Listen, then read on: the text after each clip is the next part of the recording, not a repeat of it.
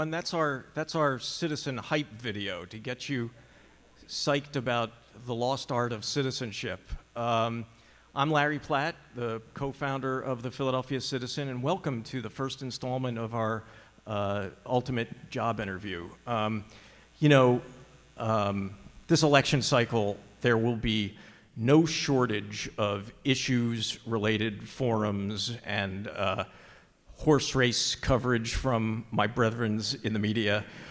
Tonight we wanted to do something a little different. We wanted to engage experts in the art of the job interview to dive deep into the character traits and qualifications for the leadership position of the $6 billion corporation that is the city of Philadelphia. And we want to do this with you. So over the past 6 weeks or so, we've crowdsourced an actual job description for mayor with responses from fellow citizens in, I believe, Jessica Press was the person who did all this work. I believe we got responses from 46 of the 48 zip codes of Philadelphia. And you can check it out through the QR code on the card you've been given. And that will be the basis going forward for how we think about, or how we recommend we think about hiring for this all-important position. So if you want to, and speaking of that card, if you want to write a question tonight, write it on that card and pass it to the center where we'll have people picking it up at 6:45 and 7:15. And at 7:15 or thereabouts is when we will start taking your questions, your job interview questions. So if you like what you see tonight, come to the other forums that we have scheduled. That's Tuesday, January 13, where the applicants for this job will be Maria Canona-Sanchez and Jeff Brown. Tuesday, February 7th, Alan Dom and Rebecca Reinhart. Tuesday, February 21st, Helen Gim and Sherelle Parker. And we'll have others to announce as the race develops.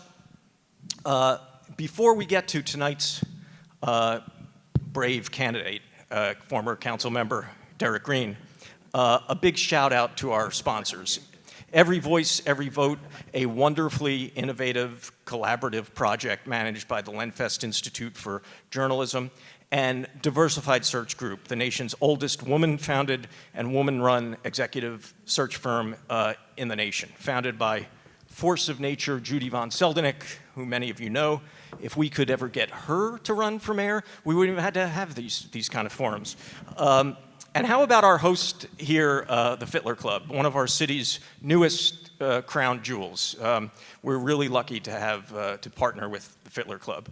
And finally, our partners at WURD Radio, the state's only black-owned talk radio station, one of the only 3 left in the country, celebrating its 20th birthday this year. Happy birthday, WURD. Let's hear it for WURD. So, and WURD is broadcasting live tonight and through the series. Now, to our panel. Right next to Derek, Jim Langston of the aforementioned Diversified Search. Next to him, Michael Haugen of the GH Smart Advisory Firm. Next to Michael is Lori D. Jones-Brown, CEO of Philabundance. And our, last but not least, former Mayor Michael Nutter. And I should plug Mayor Nutter and I and Atlanta Mayor Kasim Reed have just started this new podcast called How to Really Run a City. And if you haven't checked it out, it is so much fun. And also smart but mostly but mostly it's like just. So you say. Well, but mostly it's just like we get together and it's really entertaining. I'm sorry? It is the 17th most listened to government-related podcast in the nation. There may be only 20 such podcasts, but yeah. 17 with a bullet. So before turning it over to Jim first, because Jim will ask 15 minutes. then Michael will do 15 minutes, and then Lori, 7 minutes of questioning, and Mayor Nutter, 7 minutes of questioning. But before we get to that, Mayor Nutter, I want to call on you for a comment or a statement that you said you wanted to make. Thank you, Larry. Mike Markin, can you hear me? Can you hear me? Yeah. Okay. All right, because I wasn't getting the, I did the thing and I wasn't hearing it. Thanks for having me here tonight. I was wondering, on that 17th most listened to, I had been wondering how many podcasts there were out there. But it is a lot of fun and very informative. So I was out of town the past couple weeks, and there's apparently been a fair amount of media discussion on the topic of the mayor's race that involved my name, which is kind of surprising. I want to let all of you know I am not running for mayor of the city of Philadelphia in 2023 or in any other odd-numbered year into the future. But I'm pleased to be a part of this, and my work is focused on poverty and income inequality and actually trying to stand up a center for public service and policy at the University of Pennsylvania, and that's how I'm going to spend my time, at least here in Philadelphia, and being involved in a different way in this mayor's race. But I am not running for mayor. Thank you. Mayor Nutter, I'm glad you clarified that, because I had some questions of my own for your part of That would be the on ultimate another job night. interview. Yeah. We could switch places. I can come here, I can interview you, you interview me. We're all good. So thank you, Mayor Nutter. And let's get the ball rolling. Jim, why don't you conduct a job interview here for 15 minutes? You bet. Well, thank you. And thanks, Larry, and thanks, everyone, for being here. And it's an honor to be talking with you tonight, Derek. It's a pleasure. And my fellow panelists, welcome. So the city of Philadelphia, large, complex entity with many external constituencies, over 25,000 employees in 50 departments. Can you describe for us your leadership style? Which specific experiences you would draw upon to effectively lead an enterprise of this size and complexity? So now, first of all, this is a job interview. I did not bring my Myers-Briggs type indicator. I'm not sure if I'm ENFJ or ENFP. I don't remember that. But when you talk about leadership style, and from my perspective, when you have a city the size of the city of Philadelphia, it's important in leading not only the city of Philadelphia, but the Commonwealth of Pennsylvania. And I would say my leadership style is one that I've learned from former mayors. I've talked with Mayor Wilson Good, and I know when he was mayor, he was someone who was very collaborative, and he took City Hall to the community. When I think of Mayor and former Governor Ed Rendell, who focused on Center City and bringing the city back from the brink of collapse by really focusing on how we move our city forward, especially from an economic development perspective. When I think of former Mayor John Street and his focus on neighborhoods and communities and doing things that people had not seen in a long time, like streets being plowed and abandoned cars being removed. And former Mayor Nutter, and from the work he has done, really putting the city on a national stage, but also reducing gun violence to levels we had not seen in a long time. So my style of leadership is a collaborative style. You know, my staff and city council would come to me with different issues and concerns because I'm only one person. I've had a lot of different experiences. I've been a small business lender, small business owner. I've been elected twice citywide here in the city of Philadelphia as an at-large member of city council. Have had national leadership experience as the national president of Democratic municipal officials, and also served on the National League of Cities Executive Committee and Board. So for me, my leadership style is someone that's going to listen to people who have perspectives different than me, really get a perspective on how we can move our city forward, and understand that it's not just me as the mayor of the city of Philadelphia, it's we and how we move our city forward. Thank you. As a follow-up to that question, organizations this size, typically you'll face multiple conflicting priorities. Can you give us an example where you've had to manage conflicting priorities and be specific about the outcomes? So I can say one that I can relate to as chair of the Gas Commission, and we're the oversight entity for Philadelphia Gas Works. I know Mayor Nutter, you liked PGW quite a bit. But as chair of the Gas Commission, I've always had a perspective on dealing with issues of climate change and making sure that we address issues in our city. But as chair of the Gas Commission, we also had to do things that can benefit the citizens in the city of Philadelphia. So as someone who lives in Mount Airy, and I focus on a lot of different climate change work as a city council member, I've been endorsed by various groups that focus on those issues, but we had an opportunity to do a public-private partnership with PGW, with one of our liquefied natural gas facilities. And so I had to make a hard decision because we had an ability to bring in some revenue that's not just coming from ratepayers, but I had some people who would be really concerned on that type of decision. And I had a very bad ballot position when I ran for re-election in 2019, and some wards decided, I'm not going to support you because of the position you took as chair of the Gas Commission. But for me, understanding that, yes, climate change is an existential threat, but when you have homeowners in South Philadelphia or West Philadelphia, and we had the ability to bring in some revenue that can help them to reduce their heating bill as chair of the Gas Commission and making that hard decision by doing that public-private partnership, to me, that was a decision that needed to occur because we needed to find a way to address issues like that. So sometimes you have to have a decision that some of your friends may not like, but you have to make the decision that you think is best for the city as a whole. Thank you. Moving on to financial oversight and responsibility. A city has an operating budget of approximately $6 billion. It's an incredible fiscal responsibility for a mayor, requiring a certain amount of financial savvy and acumen. Can you describe for us some of your experiences in developing and managing budgets and how you would ensure that the city of Philadelphia remains fiscally sound? Well, for me, the most recent budget we just had, it was one of my last legislative acts as a member of City Council. Now, I was the past president of the Pennsylvania Municipal League, so we worked and had conversations with the governor's office on a regular basis. April was the month that the Commonwealth of Pennsylvania brought in the highest amount of revenue in 1 month in its history. And so historically, what we often hear from City Hall and some from the mayor's office, that you cannot reduce taxes, and if you reduce taxes, you're going to have to cut services. And I knew from being past president of the Pennsylvania Municipal League and the dollars that were coming into the Commonwealth of Pennsylvania, that we could also make some real changes here in the city of Philadelphia. We had $1.4 billion that came in from the American Rescue Plan.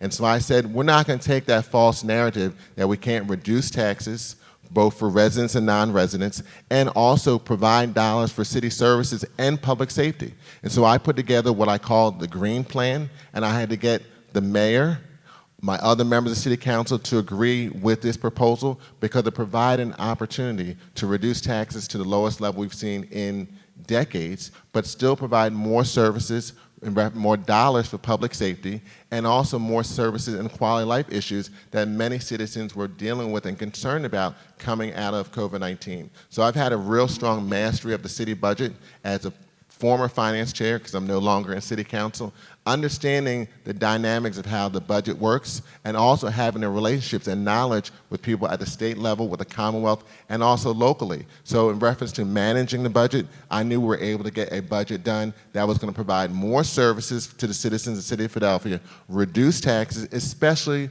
for small businesses. And as me, as someone who's a former small business owner, and I know what it's like to try to meet a payroll, as well as being a former small business lender, I was able to bring those experiences in those areas, as well as my knowledge of the budget, to be able to pass a budget and get other independently elected officials to support what we call the Green Plan to get that done. Thank you. As a follow-on to that, what are some of the challenges you might anticipate in managing a budget of this size? Well, some of the challenges you anticipate when you have a budget, and every year as we go through the budget process, you have different constituencies who are going to say, well, we need more resources for what we're trying to do. Coming out of COVID-19, arts and culture community has been really decimated. Small businesses, issues in how we deal with public safety, and a whole range of issues. So you have to make some hard decisions. As a mayor, you got to make some decisions on how we're going to balance the budget. We have to have the budget balanced by the new fiscal year being July 1. So you have to make some decisions that are really critical on how you move the city forward. And sometimes you have to tell some people that you know that you've supported, we're going to have to make some reductions in order to move Philadelphia and actually have a better economy. Thank you. Moving on to team building. It's critical for any leader, particularly a mayor of a city, one of the largest cities in the U.S., Philadelphia. I'd like to talk about how you go about building your team. How would you identify the talent, the particular skills that you would need to staff an administration? So when you're trying to build a team, you need to look at not only the resume, background, but also do what we're doing, having real conversations, look people in the eye and get a perspective. How have they dealt with very difficult situations? Are they willing to push back? I've often said I want to have, and people have used the phrase team of rivals, and I don't want to say rivals, but you want to have people on your team who are willing to say to you, no, Derek, I think you're wrong, and this is why. I've always had that type of staff in either city council or as president, Democratic municipal officials, or other experiences. I want people to come to me and give me their perspective. I don't want someone to just agree with me just because I'm in a position, because we're not going to be able to get things done effectively if you have yes people. You want people to have real backgrounds, experience, and different experiences, a wide range of experiences. Some of my friends will be surprised if I brought all the people that I talk to on a regular basis or have connections with in one room at a time. There will be some people really surprised to see who's in that room, because you need to have that type of perspective. So when you're trying to build a team, you need to make sure you have people that have the backgrounds, the credibility, the experience, the diversity that are going to make sure that you're getting all the type of input you need to make a real effective decision. And that raises the question, can you just share with us some examples from your past where you've done something of this size and scope, and some of the lessons that you may have learned in hiring best teams? So in reference to, one, not only my campaign as well as my experience as a staff member, but when I think about other organizations I've been involved in, either from National League of Cities, being a board member or executive committee, and trying to think of who is going to be the type of people we need for our team going forward, or even as president of the Pennsylvania Municipal League, trying to make sure that we have mayors from smaller cities and medium-sized cities all part of our conversations, going to be part of my cabinet, because you need to have that type of diversity. Now, people are going to say they've had this type of experience in reference to being mayor. Unless you've been a mayor in the past, you never know what's going to come to you at that time. But making sure that as you're going forward, you're going to have those experiences and backgrounds, and learn from others. Talk to other mayors. Talk to other people who've had those experiences to make sure you're making the best decision going forward. Thank you very much. Last question. One of the things that we at Diversified Search have learned a great deal about is leadership and how leaders lead. So one of the hallmarks is an ability to inspire people to achieve exceptional performance by setting goals, transparent, clear vision. Can you share with us an example when you've done this, created a vision, established goals, motivated people and held them accountable? And then along those lines, tell us about a time when things didn't go quite as planned and what you did and what you've learned.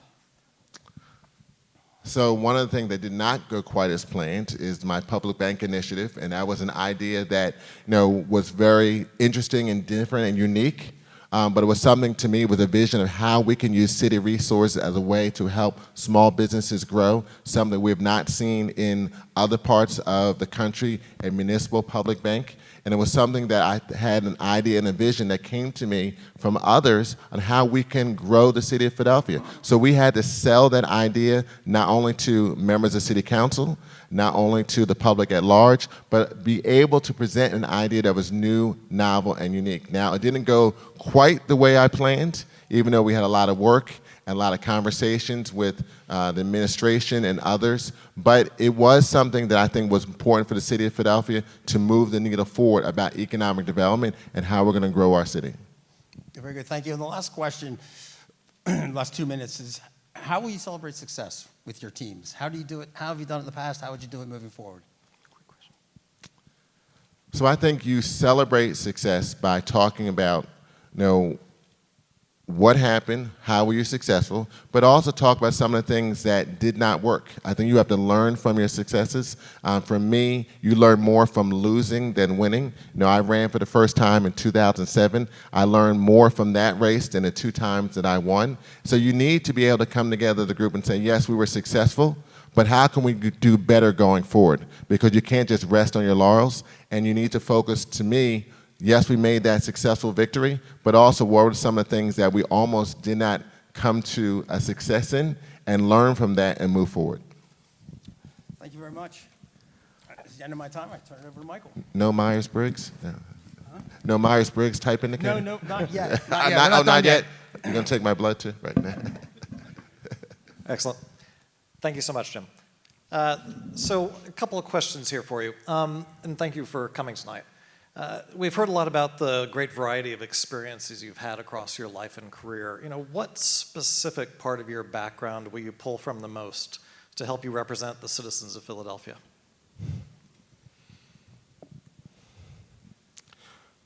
So as a 2-part answer, I would say one from my grandfather and one from my son.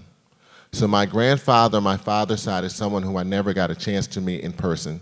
He bought our family farm in 1943 in Greenville, North Carolina, in Pitt County.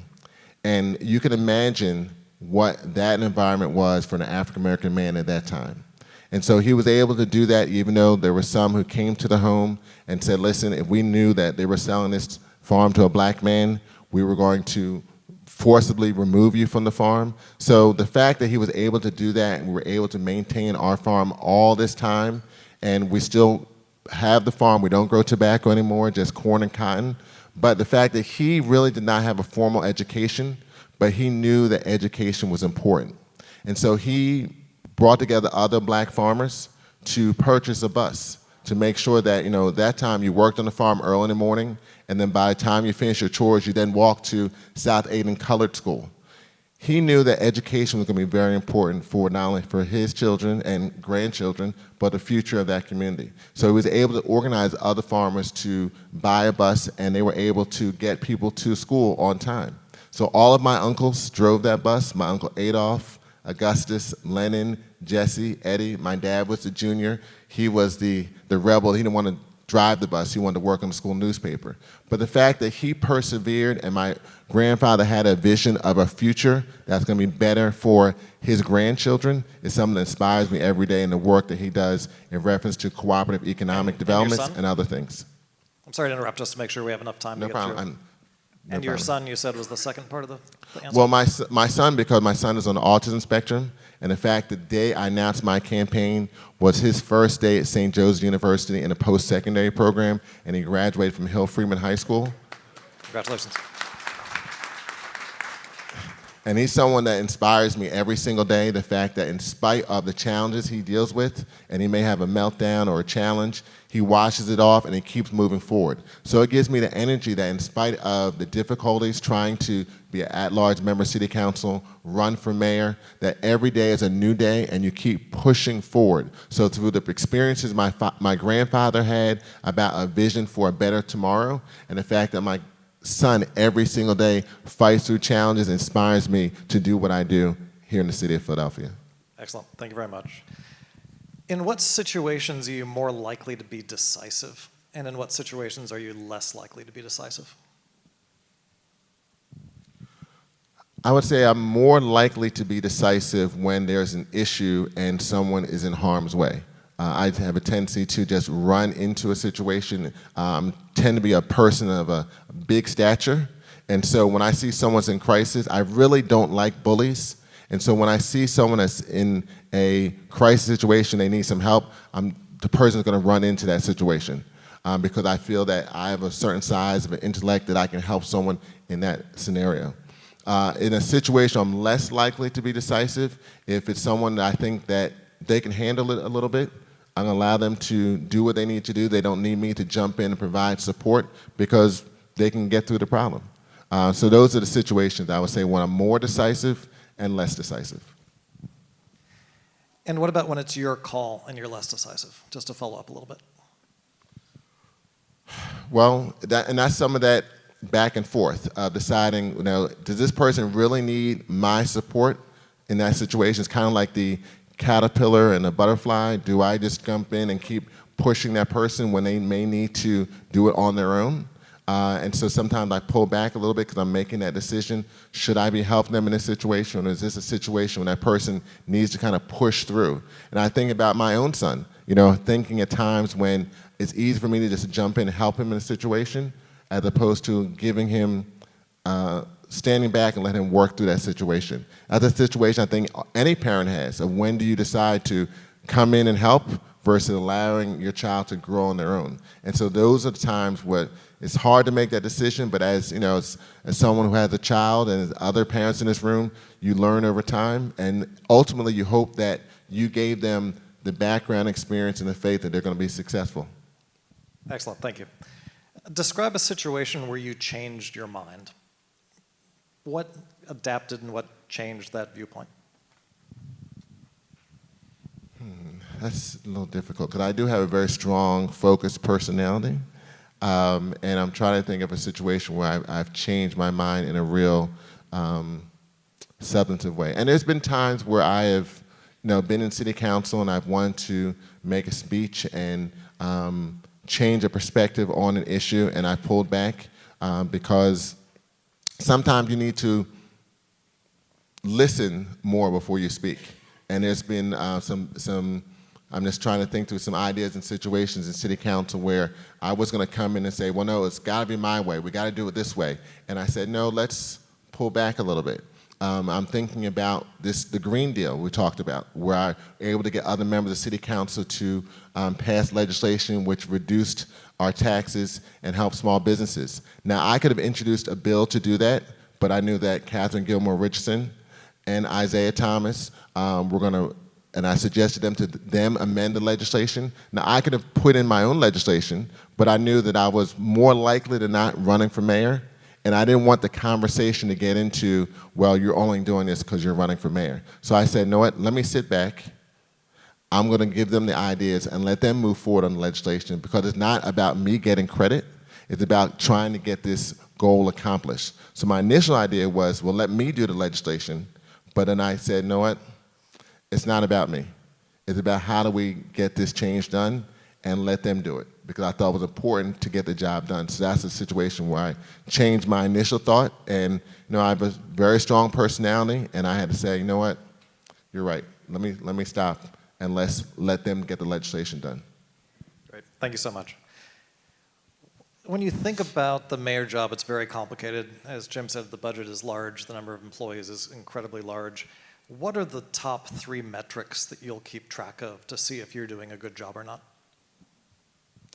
Well, I think 3 is not enough. But if you have a dashboard, what 3 would be at the you top? have to, I think the dashboard is multiple metrics in reference to what's our unemployment, what's our poverty rate, what's the number of homicides we've had in the city of Philadelphia, number of shootings, where are we in reference to overdoses, where are we in reference to the number of homeless people in the city of Philadelphia, what's the educational attainment rate for young people in the 9th grade or graduating from high school. I think it's not just one metric. You need to have more than just 3, because when I think about the city of Philadelphia and when I think where we want to be in a green administration, my goal is that, July 4th, 2026 is the semi-sesquicentennial. Now, I just learned how to say that a couple months ago. But it's the 250th anniversary of this nation. The entire world will be looking at the city of Philadelphia. We'll have the World Cup, Major League Baseball All-Star Game. I know we're working on the NBA All-Star Game. Hopefully we'll have the Winter Classic for you hockey fans. But people are going to be looking at the city of Philadelphia from around the globe. And so when you talk about those metrics, where are we on July 4th, 2026 in reference to economic development? How many businesses, especially businesses of color, have been created and have more than just one employee? What's our number of homicides? What's the situation in reference to opioid deaths and homelessness and educational attainment and all those issues? So when I think about that date, July 4th, 2026, we should have metrics going into the administration of where we want to be, and then adjust that every year. Some things that are working well, we continue to do those. Things that are not working, we need to readjust. I mean, we have measurement every single year as individuals. I mean, many people do a New Year's resolution. I think I put it in the paper, and I'm going to try to run more and eat less. I'm still working on that. Corporations do the same thing in reference to their quarterly goals in reference Q1 and Q2 and Q3. So we as a city, we need to do the same thing. We need to have measurements in reference to where we're going to be. And so some of those metrics, it needs to be more than 3, because we need to make sure, how are we assessing us as a city? And also, how are we letting people know what we're doing and how we're trying to achieve those metrics, especially when the entire world will be looking at us July 4th, 2026. Thank you so much. If we go out and interview some of your current and former colleagues, what are they going to say they like best about you as a leader? I would say what they like best about me is my dry sense of wit. But I think they would say, you know, Derek doesn't get caught up in the highs and lows. He's very even keel. Some would say he's not enough of a show horse. He's more of a workhorse and really focused on getting things done. That he tries to develop collaborative relationships with everyone, regardless of their background or difference. That he's someone that listens to everyone and gets a sense of where things are and try to move people in a direction that's a consensus direction as a team. And I've done that based on the legislation I've been able to get passed and some of the work experience I've had, not only in City Council, but outside of City Council. So a follow-up question to that, when we talk to them, what are they going to say are the areas you have most to grow in? Come again? Where do you have most to grow? If those are the areas they like the most, what are the areas they'd like to see you continue to grow?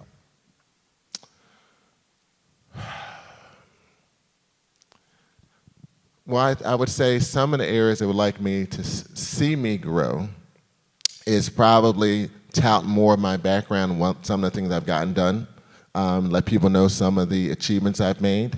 I think they also will like me, at times I'm very deliberative, and times I can be very direct, and I think balancing a little more of that going forward. I think those are some things they would like to see me grow and do.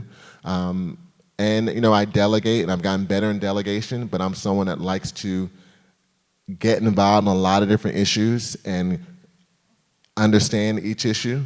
And as over time, over the years, as I've gotten more seasoned, I've been able to delegate more and learn, understand the benefit of delegation. And that was hard initially coming from a city council staffer to a city council member, because as a staffer, I would try to do everything, but you can't do everything because you're the council member. There's only certain things that you can do as a member of city council that your staff can't do. Same thing as mayor. There's certain things that you need to make a decision on, and you make that decision even though you're being collaborative. And so those are some things I think some would say I can improve upon. Excellent. Thank you so much. Last question. If you were granted 2 or 3 areas of knowledge, if you remember in the movie Matrix, if you've seen it, you could like type in a keyboard and instantly learn something. If that technology was available, what would be the skills or the knowledge you'd like to have to add to all the cumulative experiences you've had in your life to be the most effective mayor? Do I have to take a red pill or a blue pill? It's up to you.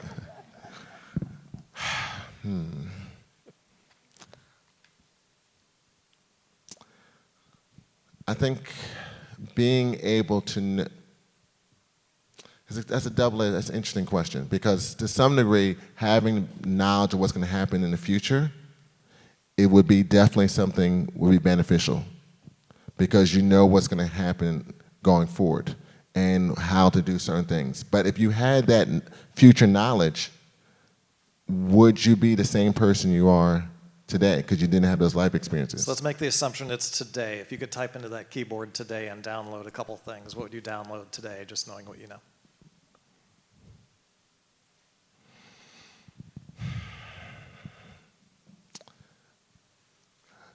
So I would download additional wisdom and ability to talk with people that I've never met to learn from them. People that have gone through some really significant challenges in their life, and to be able to hear from those people like my grandfather or other people in history to really get understanding of what they were actually going through at that time and be able to ask them questions about how you got through this, how you got through all the challenges, especially as an African-American man in the United States. You were able to get through these things in spite of all these things, and how you were able to push through and learn from those experiences from people from a lot of different backgrounds, a lot of different perspectives. Thank you so much. We can move over to Lori, and I just want to say Lori's the CEO of Philabundance, also has a unique experience both in public, private, and the nonprofit sectors. Lori. Thank you, Larry. Thank you so much for this opportunity. Councilman, it definitely is an honor, and thank you for being willing to be the first in this very unique way of Do I get any bonus points for this? You know, I a think drink you'll ticket after the event or something like that? I think you'll Fair see on enough. primary day, right? So, we are still experiencing, I see people have masks on, we're coming through a really challenging moment in our history as a country, world, but really as a city. And so I'm wondering, as you look at how the city responded to the recent pandemic response, if you can talk about what you saw your role in as a leader in the city to really address this really challenging moment. What leadership skills did you bring, and then what specifically did you do to improve the lives of citizens through this period of time? So that was a very, very challenging time period. And as someone who's an at-large member of City Council representing the entire city, thinking how can we provide service to citizens. And so early on in the pandemic, my staff was meeting every Monday on the phone. We used the old school phone calls, phone chains to kind of connect and how we were dealing with issues. Working with the Commerce Department and PIDC, and we were meeting Mondays, I think we would meet like 7 p.m. on ways we could fundraise and use some of the dollars to get money out on the street to various small businesses, because a lot of small businesses that I had relationships with were really hurting in the pandemic. Working kind of behind the scenes with friends who were starting different initiatives like Dr. Ayla Stanford and trying to help that work that she was doing, but also just trying to communicate and be around. I started going back into City Hall in September 2020.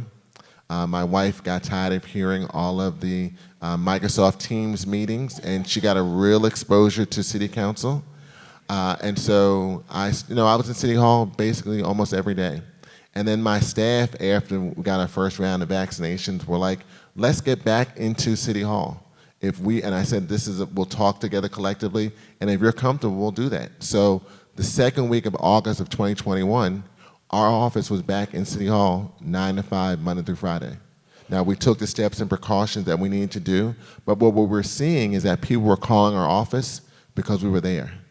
And when people had questions with license inspection, other departments, they were coming to our office because they knew that you were there addressing these issues. And so not only was I there, but my staff was there, and I commend them for willing to do that in that real concerning dynamic. Now, we weren't heroic like first responders who were doing this around the city in the early part and throughout the entire pandemic, but to be able to be there when a person had a call or a question about like PHL Rent Assist or some of the other issues, and they couldn't get to other departments, being available, and if someone actually needed to come into the office because they couldn't get through other departments, we were there. So that was a thing that, from my experience, was helpful in our small way of trying to serve citizens in the city of Philadelphia, because at the end of the day, it's about servant leadership. Thank you for that, and I want to talk about the citizens of Philadelphia. The reality is we live in a very diverse city. We think, talk about it being a city of neighborhoods. And so I was wondering, as a leader in the city, can you describe for us a time that you worked through a project, got something done that required really engaging with a variety of perspectives, a variety of individuals, maybe with competing views? So kind of walk us through how you took it from an idea to getting it accomplished while engaging the citizens of Philadelphia. You're making me go back to my mental Rolodex of activities. So there is different experiences I can think about. I can think about that we had a real challenging time during the pandemic in reference to how we would bring back opportunities in reference to hospitality. And the hotel tax was decimated because people were not going to hotels. And so the idea, and I started some legislation before the pandemic called the Philadelphia Hospitality Improvement Levy, which provides some additional dollars to allow us to attract conventions to the city of Philadelphia and major events. And so as we were coming out of the pandemic, I knew that because so many hotels and conventions, and being on the board of Convention and Business Bureau, and knowing that citizens were not getting paid because they didn't have those events, so we increased that legislation. So we had to talk with constituents and get people to support that type of legislation. And the mayor did not support it. So not only did I have to get members of city council, I had to talk with other unions and others to get a perspective on why that's going to be beneficial to the citizens of the city of Philadelphia, even though we're talking about increasing in expense. But at the end of the day, it was a way to bring additional dollars into the city of Philadelphia and get people to benefit from that. And so that's one experience. Most recently, I'm thinking coming out of the pandemic, areas from predatory lending legislation I've worked on, or others as well. Thank you. I'm going to try to squeeze in 2 more questions really quickly. In the city of Philadelphia, nearly one in 3 children in our city are food insecure. So on any given night, nearly 1 in 3 kids across the city are going to bed hungry. We saw that exacerbated during the pandemic because of the global health pandemic that we were experiencing, but also we also saw it with the economic crisis. You talked a little bit earlier about public safety being a critical issue. Can you talk a little bit about how you've worked, kind of give us examples of how you've worked to really improve the quality of life of kids in our city? So when I think about issues, and I think about education, and specifically I'm thinking about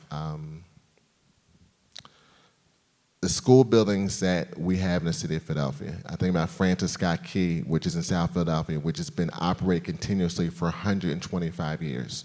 And the fact that my mother taught in the school district for 31 years, 26 years at Allen High School, and the fact she dealt with asbestos at her high school, when I was much younger. And when I was, as a member of city council, I remember there was a time we were in the caucus room having a briefing with the school district, and I got a call that there was asbestos in my son's school. And so because of that, I really got to a point of not having real trust in the school district in reference to how they were dealing with asbestos. And during the pandemic, when the schools were closed and the district was saying, well, we're going to address this issue you brought up, and while these schools are closed, we're going to really get through the asbestos issues. And then as we're coming, children come back to school, and masterman teachers were afraid to actually go into their school because of the challenges. And the district over this whole time period said that they were going to address the asbestos in our schools. And in the first session we came back in City Council in September of 2021, I got to a point, and I knew about the issues with a teacher from Meredith and Jackson who was diagnosed with mesothelioma, and reflecting on my mother and my son. And so we addressed some legislation. I introduced some legislation to say that we're not going to just rely on the school district of Philadelphia to address asbestos. We're going to have the city involved in making sure that before we say these buildings are safe, we're going to have the city do the inspection process. And so that's something, from my perspective, is going to make citizens and children safer going forward, not just school teachers like my mother or children like my son, but anyone that's in a school building, and making them safer going forward because of the fact that these are issues that we need to deal with. Thank you. Thank you. Thank you. Before we get to Mixmaster Mike, you all know that he raps. I just want to remind everyone, if you have questions, to write them on those cards and pass them to the center, I guess, and we'll have staffers pick them up. And after Mayor Nutter throws out some questions, we'll hear from you guys. Mayor Nutter. Thanks. So in concert with the theme for the evening's job interview, I've obviously hired more than a few people in my time. But it's always the first question. Why do you want this job? And what do you hope to accomplish? So I love the city of Philadelphia. I really, during the pandemic, got frustrated in seeing what other cities have been able to do in reference to using American Rescue Plan dollars and really do things to move their cities forward. You know, I believe Philadelphians should expect more and deserve better from our city. And every single day, people are not getting that. And so I'm running to be mayor, to be the 100th mayor of the city of Philadelphia, because I love the city. I want people to feel that when they pay their taxes, when they do things in the city of Philadelphia, they're getting a benefit. I want people to feel the pride of being a Philadelphian. I think we've lost that. I think we've lost the hope and vision that this is the city, this is the birthplace of this nation. We talked about the 250th anniversary, the semi-sesquicentennial. I mean, I have pride in the city. I was born in the city. And I think we've lost that because people think that we're not going to get beyond the issues of homicides that we've had, the things that we should be doing in the city. So I want this job because I believe I can make a difference, because I've had a background and experience from a lot of different perspectives. I believe sometimes you don't choose the moment chooses you. And so I want this job to be able to make a difference so people can say, when we elected Derek Green as mayor, this city became a better city. And they say, I can really expect more and deserve better from Philadelphia. So I appreciate that. But what are the three things that you want to accomplish as mayor of this city? We're going to assume that you've won. What are you going to do? One, I want us to be a safer city, so we're going to have... How are you going to do that? We're going to reduce homicides. How? And we're going to do that in a couple ways. One, the fact that we're not going to have other mayors, like Mayoral Bowser is a friend of mine, recruit police officers from the city of Philadelphia to make their city safer. As you know, we're not nearly at the number of police officers that we should have in our city, so we're going to aggressively go after and recruit police officers that look like the city of Philadelphia through hiring bonuses. That's something that Seattle, Baltimore, and Newark are doing. And if you walk by the One Parkway building right now, you will see a sign from the Metropolitan Police Department where Mayoral Bowser, a friend of mine, is recruiting Philadelphians to make their city safe. In addition to that, we're going to take the Gun Violence Task Force, and I'm a former assistant district attorney. That is made up of not only the district attorney's office, but also the attorney general's office. And we're going to engage the Department of Justice to make sure that the city is safer by specifically focusing on guns and broadening the work they do.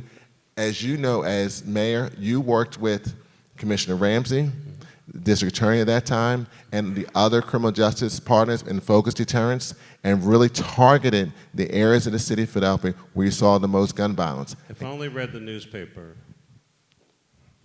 I might be left with the impression that you and the district attorney might have a different view and philosophy on public safety. How are you going to fix that? Well, the district attorney is an independently elected official. I know. And just like this past budget process where I was able to get other independently elected officials to support and adopt my plan, which is a green plan to reduce taxes and also provide public safety, I'm going to work with the district attorney's office and with the district attorney and say, Larry, we need to work to get things done. Now, I want you to be part of this engagement. I want you to be engaged in this process, but at the same point, knowing the way the Home Rule Charter works and the budget process, we're also going to find ways to get you more engaged to do what needs to be done. Now, that's... What does that mean? Well, that's by looking at the budget process. When I talked about the Gun Violence Task Force, which right now is the district attorney's office, is also the attorney general's office. I mean, I've just had a conversation with our U.S. attorney who wants to be more engaged in addressing gun violence and bringing those resources in. Today, we have a new governor, Josh Shapiro, the former attorney general, getting them also more engaged. So there are ways that we can do that, but at the end of the day, it takes collaboration, which is something you did with Commissioner Ramsey and the DA and the First Judicial District. And going to the district attorney and say, listen, you as DA, you represent the Commonwealth and the citizens of the city of Philadelphia. Right. And I know some of the things you've done in reference to bail reform and conviction integrity are great. But we also know there's issues in reference to your gun case convictions that are not at the level they should. Let me ask you a couple other questions. Polls open in 118 days, 11 hours, 38 minutes, and 42 seconds. But you're not running, right? I am not running, but I pay attention to election. The one equalizer in a campaign is time. everybody gets the same amount of time. There are 9, 10, maybe more, not me, people who are running. How are you any different than anybody else that's running? I only get one vote, and I only get one way to hire a person for this job. So when the citizens of the city of Philadelphia vote either through a mail-in ballot prior to or on election day, May 16th of this year, they're going to have to decide who has the vision, energy, temperament, and leadership to be the 100th mayor of the city of Philadelphia. And as mayor, you just can't focus on one issue at a time. It's not just economic development. It's not just public safety. It's not just education. It's someone who's had some real lived experiences in all of those issues. So when we think about all the candidates who are running, I'm the only former assistant district attorney on the Democratic side. I've been a small business owner, so I understand what it's like to meet a payroll. I've also been a small business lender as well. I've been elected citywide, representing citizens all around the city of Philadelphia. I've had national experience, both as president of Democratic municipal officials and been chair of the Gas Commission overseeing Philadelphia Gas Works, and my personal experience in reference to education. So when voters are thinking about who should be the next leader of the city of Philadelphia, they need to think that every mayor is going to have a crisis they never anticipated. Yep. You had a recession, others had 9/11, so you're going to have a challenge that's going to confront you that no other mayor had before. So what's your perspective running in? I appreciate it. Let's talk about the first day. First Monday in January 2024. Inauguration starts about 10. You'll be mayor about 11:30, quarter to 12. What happens the rest of that day? First day in office. What are you going to do? Well, prior to my first day in office, I've already come out of the primary. No, day one. Day one. First day on the job. First day in the job, I'm going to be out in the community. I'm going to be talking to citizens around the city of Philadelphia. I think, if I remember correctly, when you came into office, there was people around City Hall. You were shaking hands, meeting constituents. That was the third day. Okay, I'm sorry, third day. Third day. But so I'm moving it up. I'm moving it up the first day. First day. But the reason I say that is important because a mayor, yes, has to understand the budget, has to understand how to negotiate contracts, has to understand how the city operates, understand the home rule charter, but also the mayor is the leader. The person's got to provide vision for the city. And I think when I made my announcement, when I say Philadelphians should expect more and deserve better from our city, I don't believe people feel that. I think people feel that we're not going to get better as a city. So that first day, I'm going to go around the city of Philadelphia. I remember when Mayor Street did the Neighborhood Transformation Initiative, and he went to neighborhoods all around the city, learning from those neighborhoods to come up with NTI. So day one, I'm going to go to the citizens of the city of Philadelphia and listen to them, because I don't think that happens enough as mayor, and get some perspectives about what's happening and hear them listening about how we're going to move the city forward.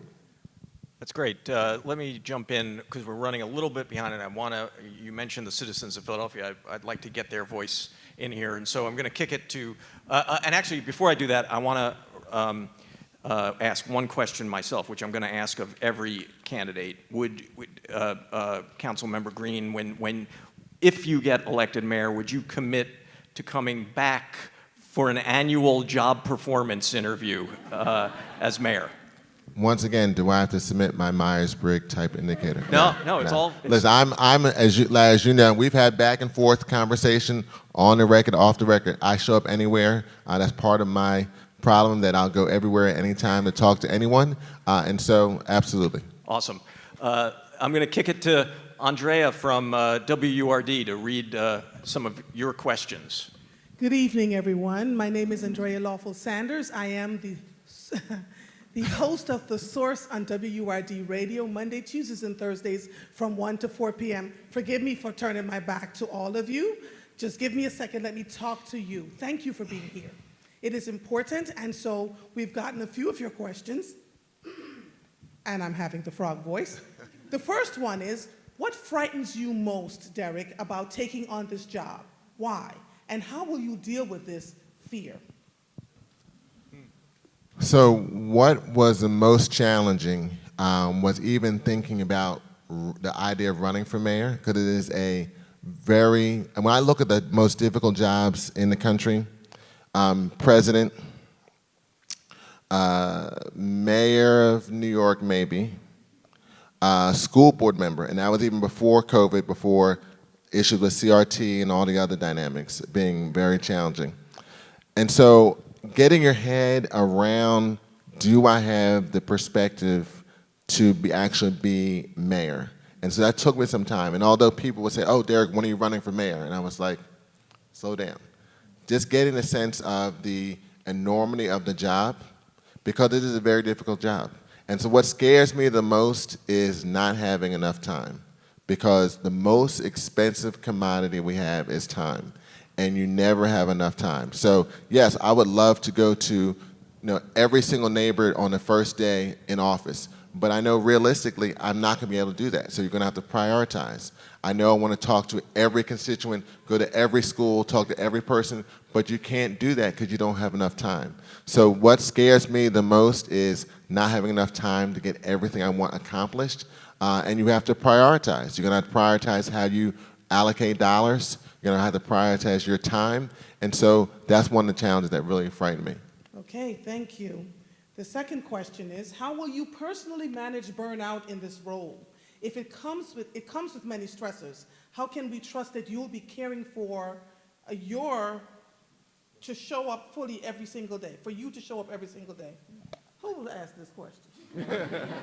I don't have readers yet, but if I did, I would give you my Okay, readers. so let me see if I can, how will you Mental health. personally manage burnout in this role, right? It comes with many stressors. So how can we trust that you will be caring for yourself to show up fully every single day? Well, I'll do what Mayor Street talked about, drink a lot of water. Yeah. But I think you have to have a balance, a work-life balance. I get up at a very early hour to work out. Either when it's warmer, I row, or I run, or I go to the gym. That's when I just think about things, and it gives me a chance to reflect on the day and prepare for the day. Being a person, a man of faith, I read a passage every morning. That also helps to center and ground me. And I talked earlier about my grandfather and my son. Seeing what my son does every single day and the challenges he deals with helps to inspire me every day. So it can be very daunting, but one of the things I really like about being a public servant, because it's about service, because you'll do something for someone maybe a year, 2, 3 years ago, and someone will come back in your life at a meeting or an event and say, Derek, thank you for doing X, Y, Z. And I have a pretty good memory, but I'm getting a little more seasoned, and so my memory's starting to fade. But the fact someone will come up to you and say, you did something, and it may have just been a phone call, it may have been just an email, it may have been just a letter that you sent, and you helped that person. Maybe you didn't solve their problem, but you were able to move the ball forward.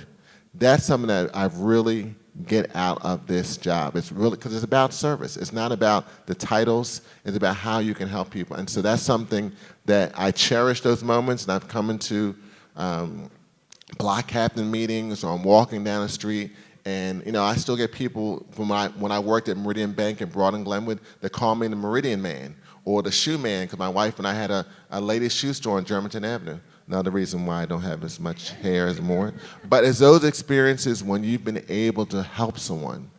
That's really, to me, why the vast majority of people, I know for me, why I've gotten into this business, is because it's the opportunity to help people. And that's what it should be about, because it's about servant leadership.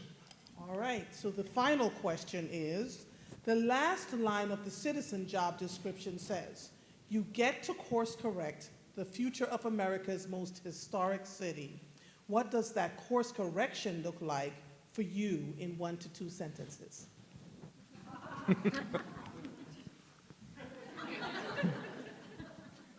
You're not going to listen to my answer? You're just going to walk away, go back to the radio? I'm just giving you the whole floor so you can, You're just going to go back to the source, right? Yeah, right. What does course correction look like for you in the most historic city? You know what's been going on here. You've had some of those conversations tonight, and the people are really concerned. So what does course correction look like for you in order for this city to grow and move and thrive in a way that we haven't seen in a long time? so I can give an answer no matter how long it takes? 1 to 2 sentences, I'm doing please. John Street. Channeling. I'm just messing with you. Go ahead. Let me take a moment to reflect on that, because I only have 2 sentences. Can they be run-on sentences? I told you, I'm a teacher's kid. My mother was a teacher, so.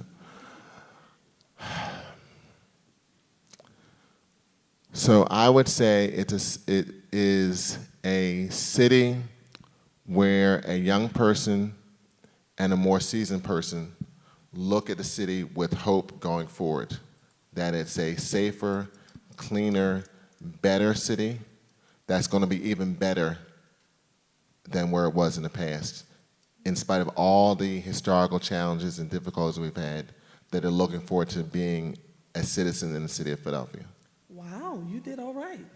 So, thank you all so much on behalf of WURD Radio. Larry, I'm turning it back over to you. Have a good evening.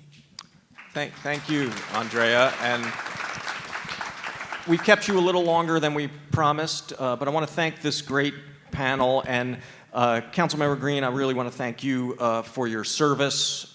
We were talking earlier about the rigors of the campaign, and I don't want to keep you from call time. So I apologize that we kept you a little longer, but I can't thank you enough for taking the time to do this innovative event, and we look forward to seeing you guys the next time. Thanks a lot.